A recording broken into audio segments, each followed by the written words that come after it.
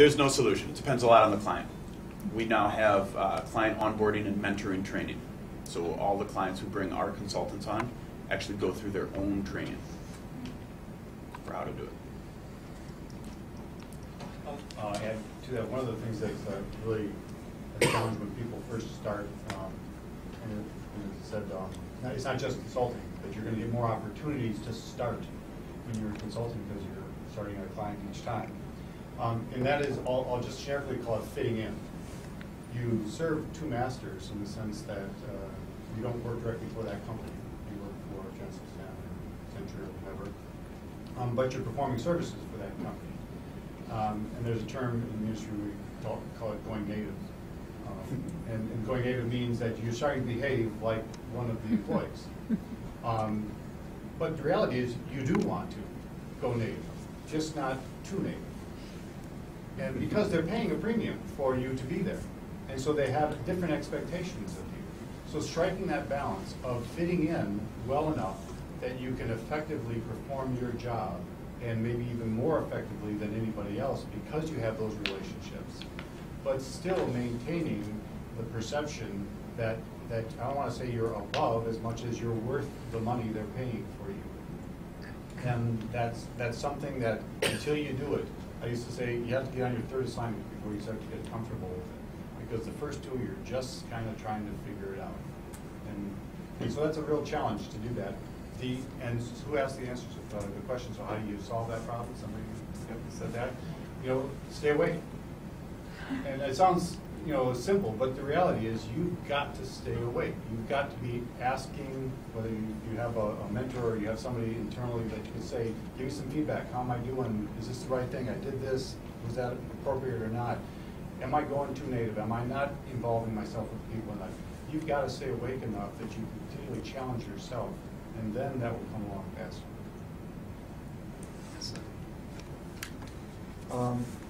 Go ahead. Just a quick thing, and it's a little maybe specialized to our area of consulting, but so often people have psychology as a background who work for us, although they do have communications and HR and other backgrounds, but mainly psychology. And I think that the thing that people need to get comfortable with is making judgments, because really our clients are paying us for having expert judgments. So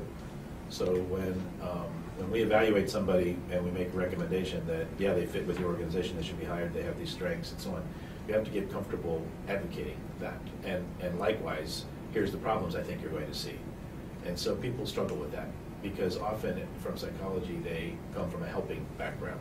So it's like, well, I want to help this person get this job. Well, wait a minute, you work for the manager who's making the decision, and you're recommending to the manager, you're not working for the person who's getting hired. Do you understand what I think another important question would be to kind of back up to our initial question about what is consulting and really walk us through kind of the day in the life of a consultant. When they're first given that first client, and just walk us through kind of the process of what it's like and how do you create that initial interaction, what are some of the things you do day to day sort of thing, just so they can get a better picture of what is it they do as a consultant day to day. How do they set up those clients? Is that their responsibility? Is it something that is placed on them that says, you're going to be working with Best Buy. Here you go.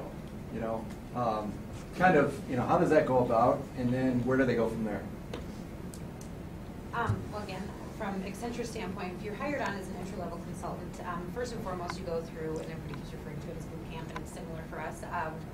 We have a facility in St. Charles, Illinois, so you spend a week doing kind of the regular company orientation benefits and all of that. Then you go to St. Charles, Illinois for a couple of weeks, and you're with analysts from across the world. Accenture has kind of a set standard, some methodologies that we use, which kind of plays into the culture roles. We do the same, we do things similar for every client that we work with. So there isn't that kind of breakdown in how things get done. Anyway, so you go through your boot camp, and then you get paired up with an HR rep and a career counselor, and you start looking for your first project. Your first project is going to come to you based on, first and foremost, business need. but also what your interests are. If you know, you do have some say in what you would like to get involved in. But then if it's Best Buy, that's where you're going, and you get you know, set up out there with, you know, a team and a manager, and you know, and your day could be different from day to day. Your projects are going to vary. You could be doing a lot of Excel spreadsheet work for the first, you know, few weeks. You could be doing client presentations. It just kind of depends on the project and the role. But that's kind of how you find a role within Accenture. When that project wraps up, you are, you know, using your networks and trying to figure out what is your next project going to be. You know, you kind of want to, you did retail, or you know, maybe you want to get into the government sector, so you start networking with, you know, some managers and senior executives that maybe run some of those projects, and use your network as much as possible, and your staffing through your HR counselor to help you get on your next project.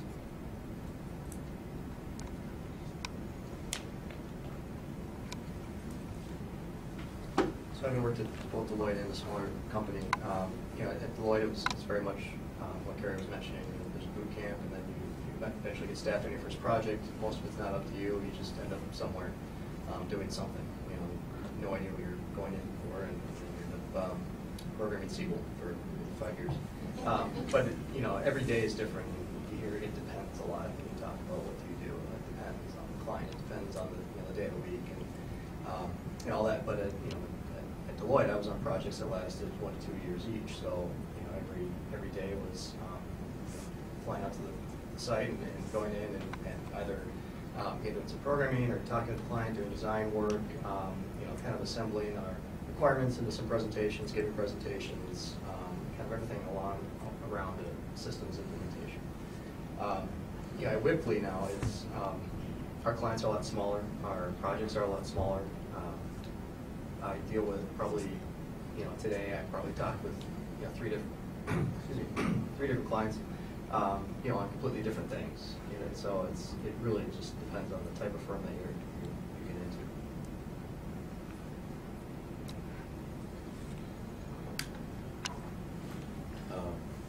Wow. Boot camps, amazing. Traveling for weeks. We're a small firm. We don't do that. If you joined us, you would have an orientation period, and you would be meeting with as many people as we can get you set up with, so that you learn what they do and they know what you can contribute. Because if the client manager knows that you have a skill that's useful for their client, then they'll put you on their team. If they don't, then you'll be waiting around for something to happen. We also have given some thought to, here's the set of competencies we think somebody has to be successful in our firm. And so you would be evaluating yourself that way. We would have used them to evaluate you in terms of hiring you as well. And then we would have identified, here's where you need to work. So if you have fantastic interpersonal skills and problem-solving skills, like people are talking about, the general consulting skills, that's great. Maybe you need to learn more about leadership in depth. Okay, we'll get you started doing that. If you have really good client management skills or business development skills, we get you involved in teams where that's a need. So there's a lot of variety. A day would be perhaps interviewing people and assessing them, or perhaps conducting a simulation and evaluating it, perhaps some follow-up calls for clients that we have a relationship with, perhaps internal meetings for the team that you're working with. There's not much downtime.